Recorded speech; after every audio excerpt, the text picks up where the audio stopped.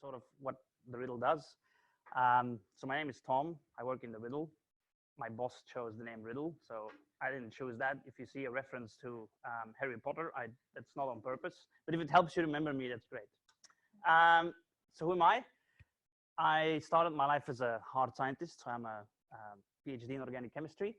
And then I went to work for a software company in the US that did data integration for pharma and petrochemical industry. So the company was in the US, but I worked in Europe, the Middle East, and India.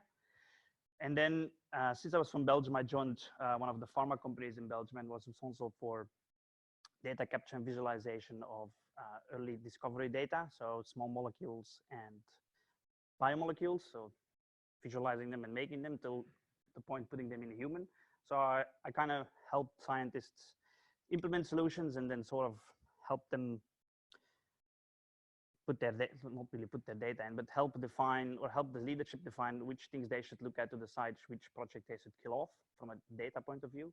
So sort of make dashboards to show which projects were going to be most successful or which they should kill. And then I came to Australia about 2 years ago, and I was asked to set up the lab about a year and a half ago. And since a good, I think, year, I've started talking about data co-ops or data collaboratives. And then about in April 2019, there was this really great article that sort of from the World Economic Forum that sort of summed up what I was thinking and was trying to formulate. So that's what I'll talk a little bit about. People sometimes ask me, or frequently ask me, why are you doing this, or why do you think you should do this? And this is something that I stole from SIDA that shows what people think are ethical organizations and what people think are competent organizations. And there's sort of like a big gap in the ethical and competent part.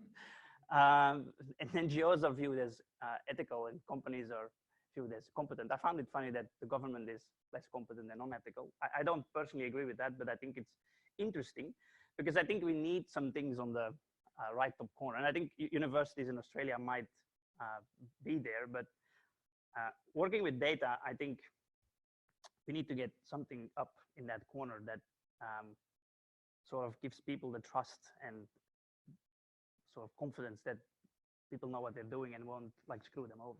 So I keep talking about data co-ops. What do I really mean with this?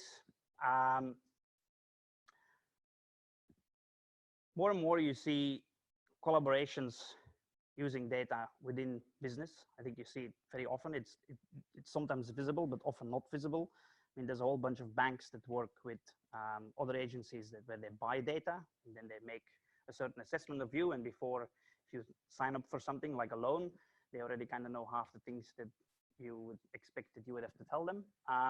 There's other interesting collaborations going on within the government, like the MADIP, which is integration of data on the federal level, and you have the domino system from the Department of Social Service.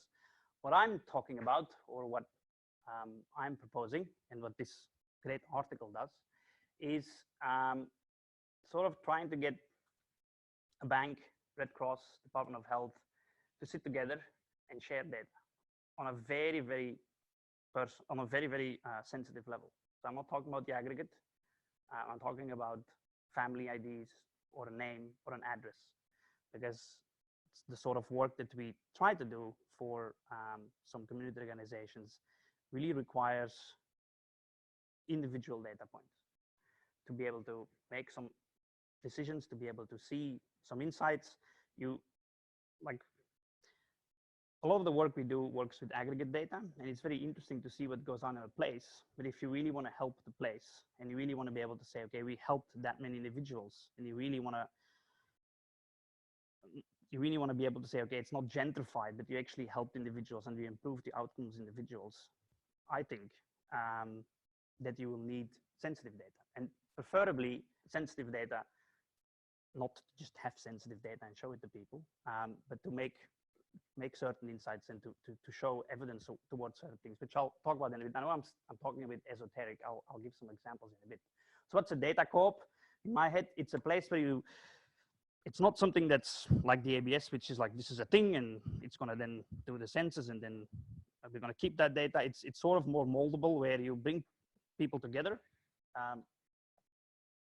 stakeholders, like a bank, like a non-for-profit, like a department, and you basically talk about shared vision or shared outcomes. Most people think a bank doesn't want the same outcome as the Red Cross, but in essence, I mean, I've had conversations with banks. I've convinced them to give us data. In the end, there are individuals in banks and a lot of financial institutions that are out for their own good, but the bank as a large only really benefits if society does well. If society falls apart, or if a place goes down, like in Gladstone, for example, where you see a crash after the boom, the banks don't really profit from that. I mean, there are some banks that profit from that, but the large banks, I have to watch what I say, but the large banks don't really profit from such things. They also kind of want to see things improve, because then, of course, they make more money, which is what they want to do. A government wants to make sure people are happy so they can get re-elected. People that work within government usually don't care about the election part, but they usually care about building community or improving outcomes. The same for non-for-profit. So I believe if you bring people together from a broad range of stakeholders, and you talk about sharing data, that they seem to want to do that. At least I found that after a lot of begging and talking and promising that they will do the right thing, they seem to be wanting to give us information and data. Now, this needs, I think most of you will, since you're all statisticians and work with data, will probably agree with a lot of what's on the slide. Like I said, the first thing is getting people to agree on what it is that you want to do with the data, or why you want them to share their data. Then, of course, responsible data governance and insight generation validation. The governance part, I think, is really difficult.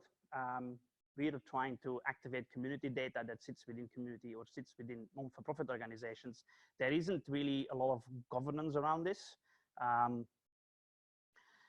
So we're trying to set up governance agreements with like the RDC to try and set up data share templates or data agreement templates. But they have to be very flexible, but then not too big that you don't need a lawyer involved, because then it becomes too expensive.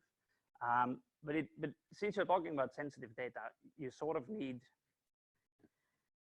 governance to be able to show people that you're not going to do malpractice.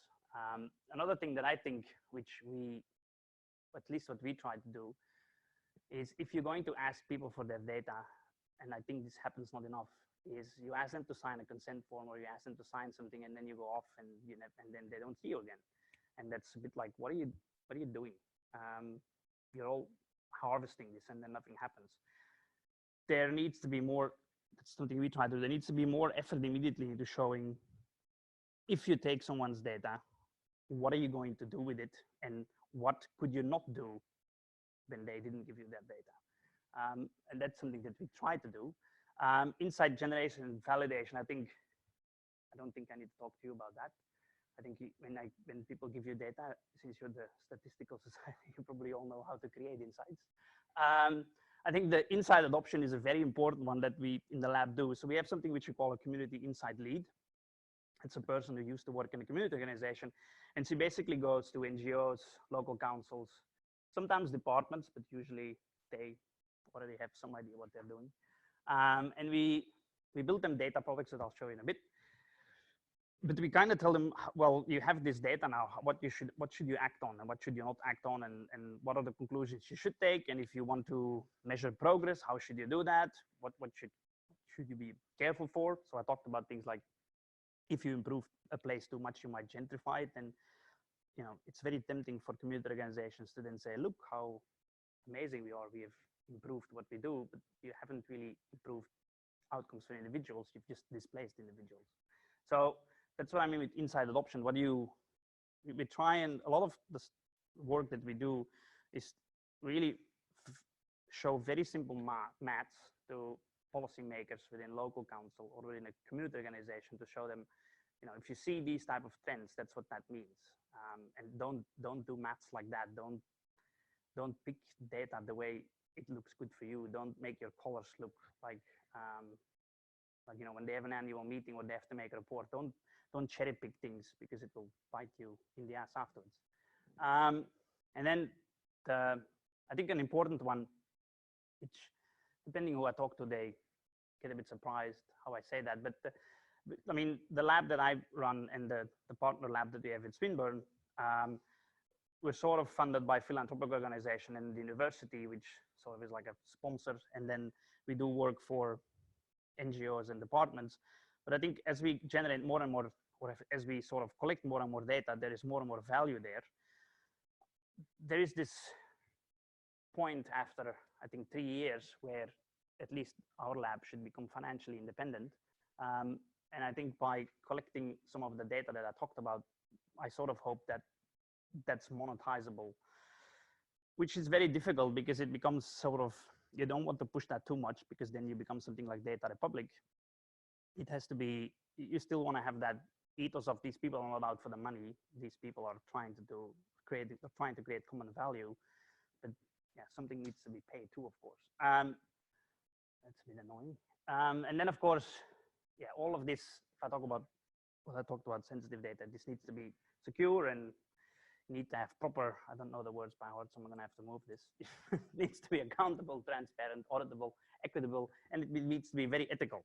So a lot of people, when I say this, why don't you let the ABS and the Institute for Health and Welfare do this? They do this, but I'm talking about going a little bit beyond that. I think 2 or 3 weeks ago, I was in a conversation at the ABS where they talked about the census, and when at census night, if you don't fill in the census and the house is so-called empty, if it's not, they will try and see if it's really empty. And if it's not empty, they will use a donor data house, which is, I found that a funny name, a donor data house, to sort of fill in the information of that house. They're trying to use other sorts of data to see if the house was empty or full.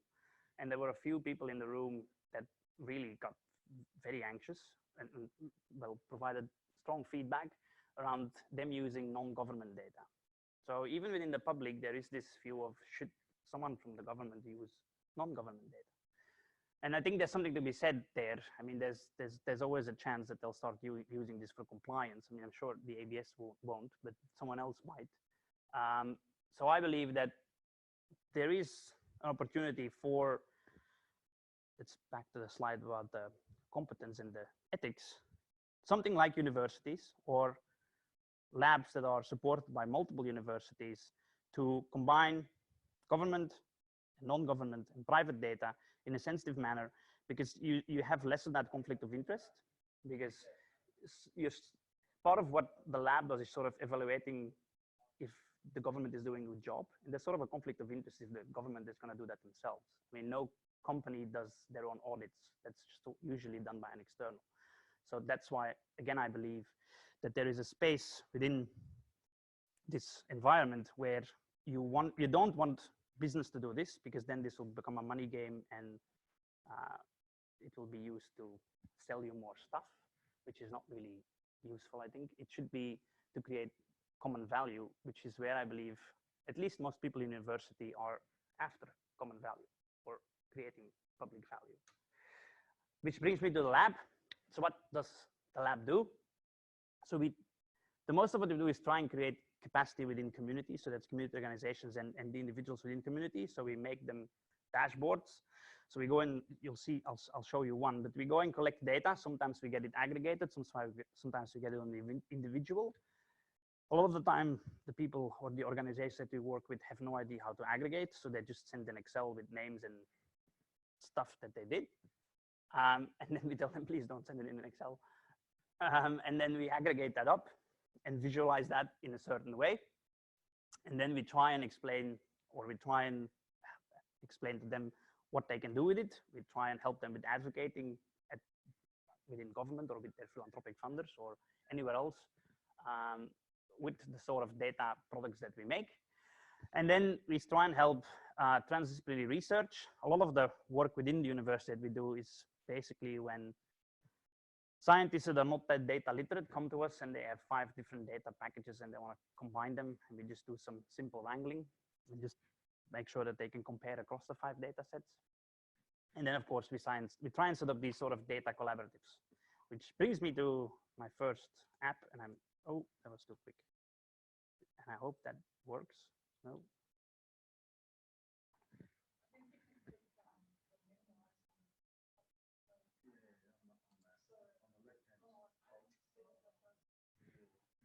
This thing?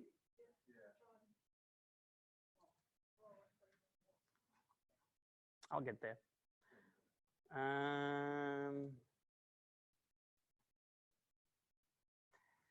The copy thing.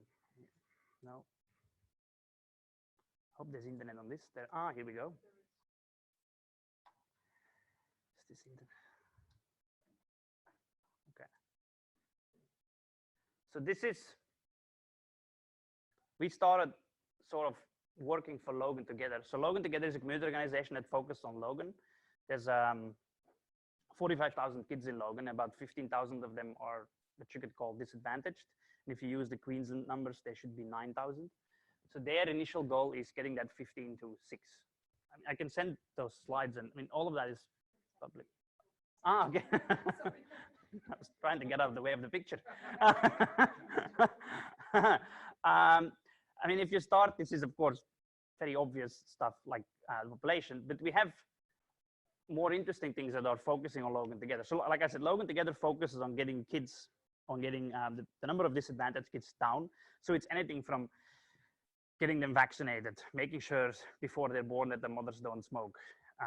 Once they're born, getting them into kindy, making sure that they do all their tests, and then making sure the parents read to them. So it's a very broad. It's called a backbone organization, and they support a very broad range of initiatives. But what we, for example, do for them is see how many kids are enrolled into kindergarten, and then we went and looked at how many kindergartens are there. There's a sort of quality frame which is provided by the Queensland government, and you can see that there's a big need of there's a lot of kids enrolled in whether it's where Yarabilba is, but if you would look at the amount of kindergarten centers, there's not that many. So all these people that live here drive north or south to Gold Coast to work and drop their kids somewhere else, or these kindergarten centers are basically taking cohorts from here. So if you would want to advocate for new kindergarten, well, this would probably be the place to do it. The quality framework is a framework that's from the Queensland government. So again, this is used for kind of pushing some of those kindergartens to or improve their quality framework, or first of all get qualified. So again, that's the sort of advocacy tool. Logan Together sort of realizes if you want to fix is a strong word. If you want to improve the outcome of children, that just doing children that doesn't really cut it. There's a parent and a family and a community around it. So it's about improving the total environment. So we have things that are, I think, quite unique, like how many people searched for we have a collaboration with a company called Info Exchange that provides all the case management tools for government and for non-for-profits. They have a tool where you can search for services. So if you're in dire need of a service and you want food or a home, or you need legal services or help with family and domestic violence, you go on the website, it knows where you are, and then you search and it tells you around you where you can find services. We visualize that in a way so that you can see how many people searched for certain things in a certain area, and then you can again overlay the sort of services that are provided by NGOs or government, and you can kind of see things like what's the name of the organization, how long does a support take, and where is the address. It's quite simple information, but not a lot of people have tried bringing this sort of information together. And it's again used as advocacy and to show. We've had ministers look at this and go, wow, I didn't know that, which is kind of useful because it at least makes them think and makes them have a conversation. It also helps to have conversations with community. Within Yarabilba, there's a lot of challenges, and just showing people this, they can then talk about what does that mean for them. Is that important that they have to drive half hour for kindy or not? Let me go back from here. We did so like I said, sometimes we work for NGOs, sometimes we work for city councils. This is one that we did a big report for Redland, where they basically told us, can you tell us what's going on in our community? So again, what services are there? How many people are searching a home? How many people are homeless? We tried to look at the islands because the ABS does this annoying thing where they put all the islands as one SA2, and they're very distinctive islands, so that makes it quite difficult. So we try and get, so a lot of the time we will go and talk to a client, or a client, and then we go to the government and ask, can we have that data a bit more granular because we need these and these insights. For Logan Together, that works usually very well because if we say that we do it for Logan, then usually people are very keen to share. If we do it for other places, sometimes it's a bit more difficult. Another thing that we do, and that's something we do for within Griffith, and that's for our sort of political scientists, is every year, or not every year, every time there's an election, we make an election app in the hope that people will cast a more informed vote. I'm not sure that worked last time, but you know, you gotta keep trying. This year we have a very interesting one. So this is the state electorate. You put in your electorate, and then you can, I mean, this has very simple things like you can explore electorate, see what the average salary is, how many people own a house, and you know, the standard APS data. Then we enrich that with social service data, like how many people are on pension, how many people are on New Start. But here, this is quite interesting. This shows you the individual contributions to social parties. So if you hover above one of these, you'll see like that trust to that family has given $2,000 to the Labour Party, the Liberal Party. That's if you go west or outside of, if you go more regional, it becomes very little because a lot of the companies are in Queens, not in the CBD. So if you click in the CBD, it's like massive and a bit difficult to read. But it's interesting because we're trying to, again, highlight just information, you know, why are certain parties making certain decisions, advocating for certain things? Well, maybe because some people have asked or provided money in a certain way, and this is a way of seeing that. So people can cast a more informed vote. Another thing that we do, and this is more to create revenue, is we evaluate policies. So this is something that we have been currently doing, and it's evaluate. So the Department of Natural Resource, Minerals and the DNRME, they've asked us to evaluate a fuel policy. So since January 2019, every fuel station that changes its fuel need to let the government know within half an hour that they changed it. And then on your phone, you can see where the cheapest fuel is. And we're trying to find out if that is a difference. And we've identified some interesting behavior where the larger fuel operators seem to have figured out how they can monitor their competition. And they all seem to, at some point, agree that, I don't know if you noticed this, but the fuel price in Brisbane suddenly goes and then very slowly down. And that only seemed to happen this dramatically after they introduced the policy. So they might not like this, but it's at least interesting. And this is sort of the fun stuff because this is data that you don't really need to beg for. This is easy. This is one of, like I said, we have a sort of sister or brother lab at Swinburne, which is called the Social Data Analytics Lab. We go for grants with them. We just got a, I think, $600,000 LEAF grant, which was pretty good. They work a lot with places around Melbourne and do very similar things. Work with community organizations like the Red Cross and with local councils to sort of create advocacy tools, create insights into places. These are two examples from Swinburne. I've talked a lot about what we do and data CoOps, and it might look a bit like it's two different things. It sort of isn't. We started off with a lot of aggregated data and some sensitive data, and more we're trying to push this idea of data collaboratives. This is one that we started in last December. So the Community Service Industry Alliance is a sort of big body that advocates for certain ways of working across the service sector. And in there, we've had some conversation with them. We have a collaboration with them now, and in their annual meeting, they proposed to their members to set up the Community Service Data Alliance. We had over, I think, 90 respondents to an expression of interest to basically start sharing data across service organizations. So a lot of these organizations get money from the government to do certain services, provide homes, provide mental health services, provide sexual education services. but usually the money is given and then that's sort of it. And then the money is recurrent every year. There's little evaluation, nor is there a lot of comparison between these organizations.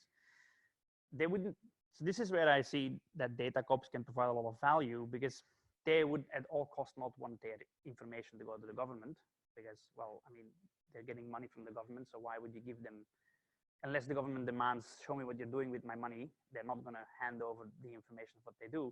They're sort of in competition with each other. They sometimes service the same people, knowing or not knowing.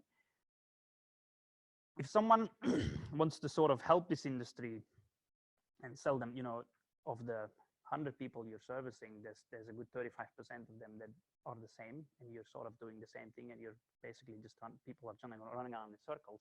You need an independent sort of location where they can give their information. You can look at the individual information, aggregate it up, and then provide information outwards without having to actually disclose any of the sensitivities, nor sensitivities to the individuals where the service has been given to, but also sensitivities towards the service organization doesn't want the other service organization to know how many people they serviced and what the outcomes were, because you sort of don't want to create a competition at the start, because that might inhibit sharing of information.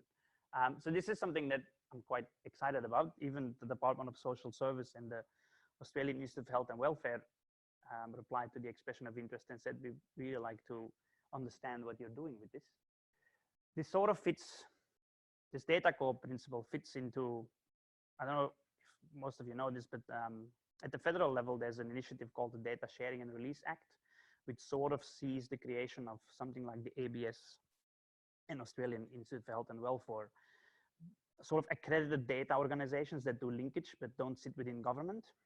And they can do commercial engagements, but it has to be sort of framed within a same sort of creation of value for everyone. Like I said, I would like to avoid that this becomes a purely money-driven thing, which, considering there's a lot of big players like Deloitte and PwC out there that would like to do this, it could happen.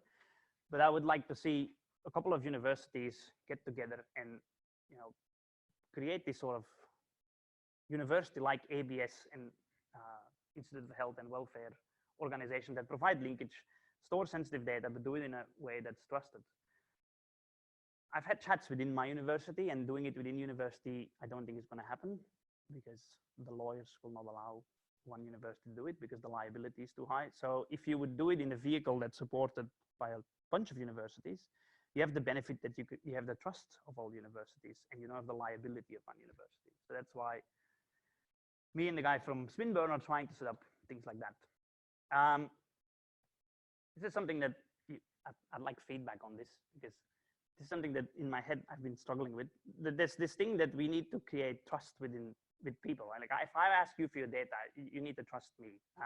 If I go to a doctor, I trust him.